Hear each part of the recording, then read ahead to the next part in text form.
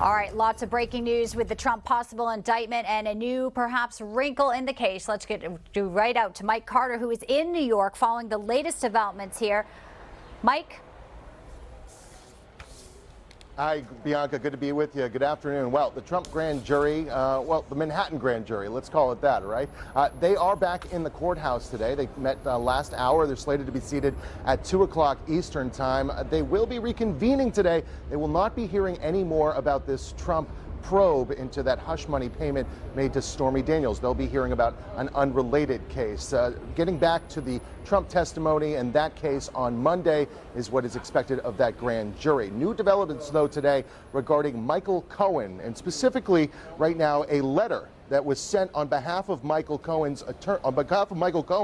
his attorneys, who sent to the FEC back in 2018, in which it's alleged that Cohen was not reimbursed by Donald Trump or the Trump Organization for hush money payments made to Stormy Daniels. The letter, published by the Daily Mail, but to be clear, not independently verified by Newsmax, seems to directly contradict Cohen's recent grand jury testimony, and it reads in part, neither the Trump Organization nor the Trump campaign was a party to the transaction with Miss Clifford, aka Stormy Daniels, and neither reimbursed Mr. Cohen for the payment directly or indirectly. Well, on Monday, Cohen's former legal advisor, Bob Costello, he spoke for over 2 hours here in front of the grand jury, giving information that Donald Trump's attorneys thought would be contradictory, looking more and more like that was the case. Mr. Costello gave over 5 packets of information to both Donald Trump's attorneys as well as the district attorney's office. And in light of that information, this new letter that's coming to light today, it seems like the prosecution in this case is very much being put back on its heels. I tried to get the Manhattan district attorney to give the materials to the grand jury. That's the whole reason I produced these, most of which were compiled in 2018 and 2019. In 2018, I gave essentially the same information to the United States Attorney's Office for the Southern District of New York, only after they notified me that Michael Cohen had executed a waiver of the attorney-client privilege. For reasons I have no idea.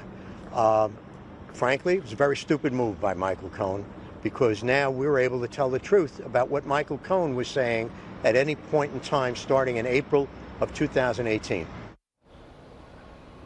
And Donald Trump says if he is ultimately indicted, he wants to be handcuffed. Even if he's even been considering what to do if it comes time to take a possible mugshot and what that might look like, whether he should smile or not. The former president telling advisors, look, if he has to go through this whole ordeal of being indicted, he wants to make this, quote, a spectacle. Bianca? All right, Mike Carter live for us right now outside the Lower Manhattan courthouse with all of those breaking developments. Appreciate it, Mike. We'll check back in with you if anything warrants. Thank you. All right, joining us now is former federal prosecutor Andrew Turaski. Andrew, good to have you in today. It's great to be here. You're a former prosecutor, so try to get in the mind here of Bragg. I mean, this story has been wild this week. It sounded like at first over the weekend it would see Trump in handcuffs. Some say, you know, it would be Tuesday. And now all these developments. First, Costello picking apart Cohen. Now this letter where Cohen said it was his money. Again, he did recant it, later go to prison. But all of this seems to be, you know, something that this 23-member grand jury has to consider, albeit they are in New York. And, you know, we've heard the ham sandwich soundbite all week. But, I mean, how much of this is going to throw a wrench into Bragg's case, and who could this possible next witness be? Prosecutors are trained to bring cases they can win. Now, when we see cases like this that look outrageously politicized, I think that we start to really lose confidence in the overall integrity of the justice system. So what we have here is Mr. Bragg trying to bring a prosecution. He's in front of the grand jury. You know, they're trying to communicate a certain message that thinks that they're just going to get that ham sandwich type of indictment, the famous quote being that you could indict a ham sandwich. But the problem ultimately here is they've got terrible witnesses, they've got terrible evidence, and it's been years and years since this prosecution even saw the potential light of day when it was essentially dismissed years ago. So it is a very difficult position Mr. Bragg is in, and I think outrageously politicized. Yeah, and you have Trump, who, really, he got out in front of this, maybe flipped the script a little, and the GOP, whole part of this, Alvin Bragg now has some letters he had to send out because, the House GOP Republicans, they were saying, we want to investigate if you used federal funds to go after him. Bragg had until today. We do, I believe, have his response here, where he says, he would come in for, to confer with them, but New York is basically sovereign, and he questioned the GOP's timing of the letter. That was on Monday. I think we have that up for you there. And that's, Jim Jordan calling, him to testify, calling for documents. And he's saying, well, the letter only came after he created a false expectation. Neither fact is a legitimate basis for congressional inquiry. Some say Congress does have the jurisdiction to call him in. Clearly, they're not stopping, though, because another letter went out to one of his former prosecutors, Mark Pomerantz. All of this, is this just more perhaps in Bragg's plate besides, besides the grand jury? Now he has to handle with this. Do you think any of this rattles him? Well, I think everything that Bragg has been trying to do is crumbling before him. I think that President Trump did a pretty remarkable political type job last week in announcing that he thought that the indictment was coming this week. That obviously created quite the frenzy and seems to have created quite a bit of support for President Trump. Now, Mr. Bragg is responding to these demands of Congress to testify, and I think that what we're going to see as that plays out is that Congress has relatively limited oversight over a prosecutor's role in a local setting. That said, I think that there are important questions for Congress to ask of a prosecutor who's prosecuting a former president on charges that seem to be outrageously weak and seem to potentially be using federal funds for that. So they have legitimate questions. It's not something we ordinarily see, but we are also seeing Mr. Bragg strike back awfully strong. And I think that to some degree is inappropriate, because if he wants to defend this, he should be willing to defend it before the New York courts. He should also be willing to defend it before Congress for doing such an outrageously unique thing. No former president has ever gone through such a thing. Yeah, perhaps you would think he would have thought about, Cohen.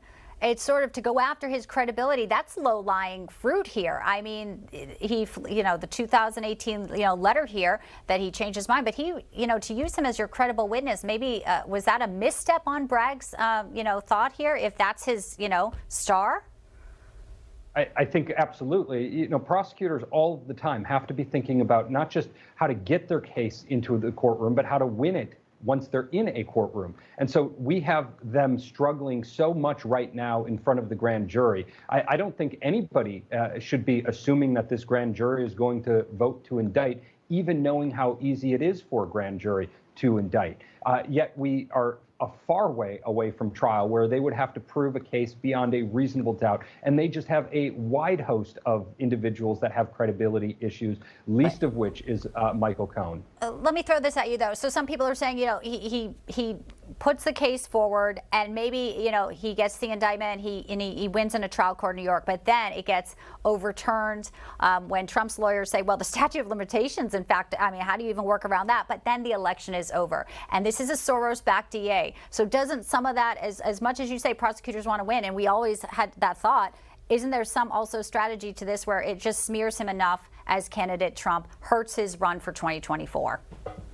Well, I think ultimately here we've got to question whether it's going to hurt him or help him. I think that any amount of unfairness is something the American people don't tolerate well. They like an underdog. So from a political standpoint, I'm not sure that a prosecution ultimately hurts President Trump in a case in which the case looks so weak against him. Now, there's all sorts of constitutional and kind of presidential type of theories about what would happen to a candidate who's elected to become president while going through a prosecution, or even worse, a candidate who ultimately is elected and is convicted in a local court. So that's a big rabbit hole. I don't think, looking at the case right now, President Trump has any worries of being convicted here in Manhattan anytime soon. I know, again, last question here, Andrew. I mean, we're looking at this, we're waiting, and next week, obviously, there'll be some developments. But I mean, if you are Trump right now and you see this delay and his lawyers, how are you feeling right now? I think everything that has happened this week has gone in President Trump's favor. From the testimony that we've heard leaks about from Monday from the former attorney of Michael Cohen, to the press coverage that's been received, to the legal analysis that's been going on nearly a nonstop basis on all networks that seem generally to support the case of Mr. Trump over Mr. Bragg's case. And I think ultimately we've got 23 people sitting on a grand jury that no doubt are being exposed to that to some degree. And is that going to have an influence? Well, it shouldn't. But Mr. Trump has certainly put himself in a good position to take one back from the Manhattan DA, Mr. Bragg, in what he had been pushing and peddling over the last few weeks. Appreciate your analysis, Andrew Turaski. Thanks so much. We certainly will be watching this very closely as well, as we know you will. Thank you for your time today. Thank you, Bianca.